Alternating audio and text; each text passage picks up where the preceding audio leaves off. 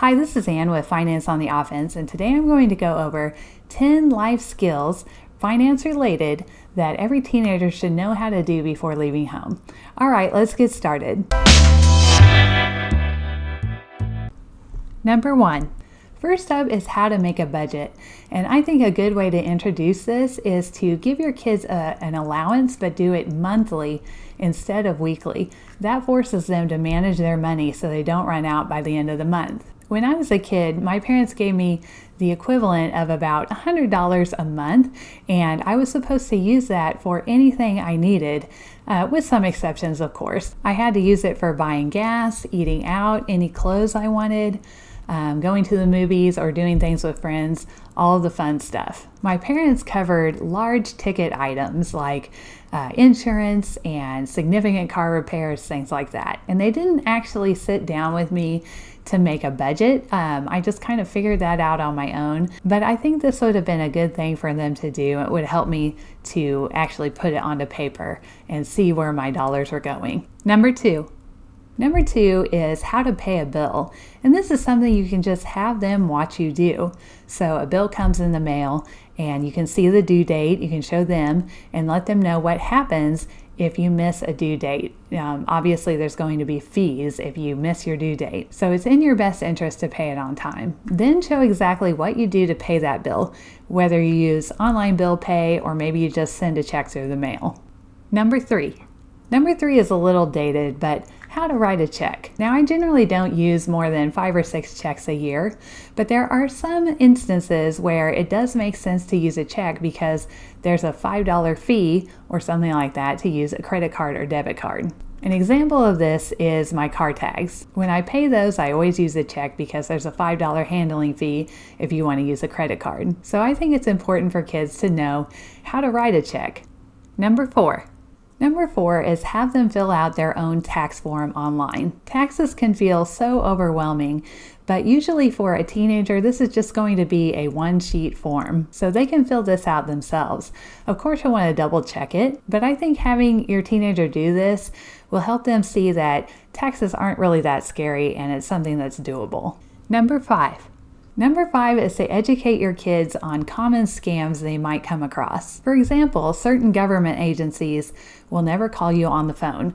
The IRS will never call you, for example. So if someone claims to be from the IRS, that's a scam. Now, they're probably going to be even more attuned to what scams are than you are if they're spending a lot of time on the internet. But I still think it's a good thing to go over with them. Number 6 is how to pay and figure a tip at a restaurant. Now, this is something they probably have a pretty good idea of after seeing you do it every time, but it's good to have them take charge on it just so they're more comfortable with the process.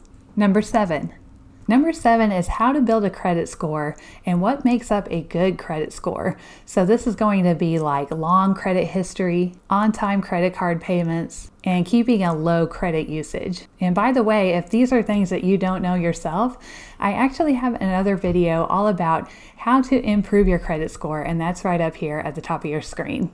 You should also let them know why it's a good thing to have a good credit score. Basically, it's easier for you to get a loan if you need one. It can also get you a lower interest rate on the loan that you're looking at getting, which can save you tons of money. Number 8 is how to invest and what compound interest will do to their investments. Teenagers are usually broke at that stage of their life.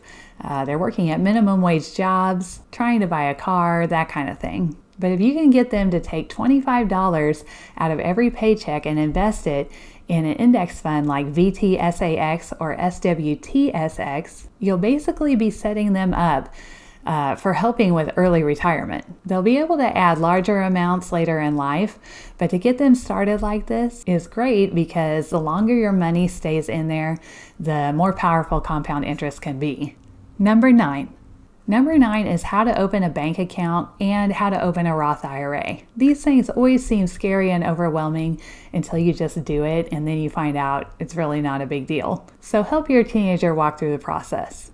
Number 10 is how to advocate for him or herself. One of the hardest things that I had to learn is what to do if problems arise, whether it's in high school or in a job.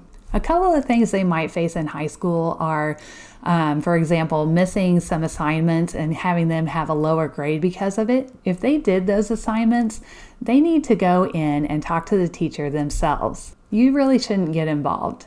Or if their coach in sports isn't giving them a lot of playtime, have them go in and talk to the coach about it in a way that's respectful. When kids take the initiative to advocate for themselves respectfully, it causes two things to happen. That coach or teacher is going to respect them more for coming to them with their problem. They'll also build self-esteem and confidence, knowing that they can take care of a problem themselves. Once they have a job, they're going to face other issues. For example, they might notice a few hours are missing on their paycheck. So in that case, they need to take their paycheck into HR or their boss and let them know about the missing hours and make sure they get it fixed. I feel like some companies do make honest mistakes when it comes to paychecks being short and that kind of thing, but there are also companies that will take advantage of younger workers because they know they're not going to advocate for themselves. They're afraid to rock the boat or even just pick up a phone and make a phone call to rectify the situation. I recently had a charge come up on my credit card that I didn't recognize, so I had to call the credit card company and ask what this charge was.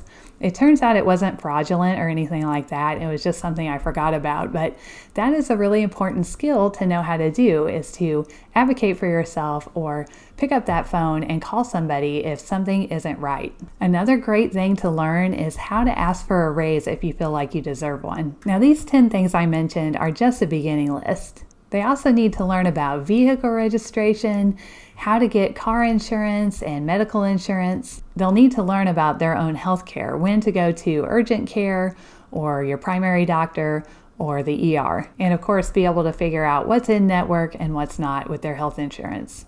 Overall, they need to be able to use the resources they have at hand. So if they don't know how to do something, they can turn to Google or YouTube and find out the answers there.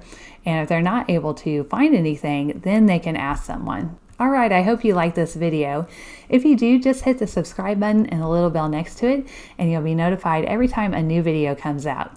All right, I'll see you in the next video. Thank you.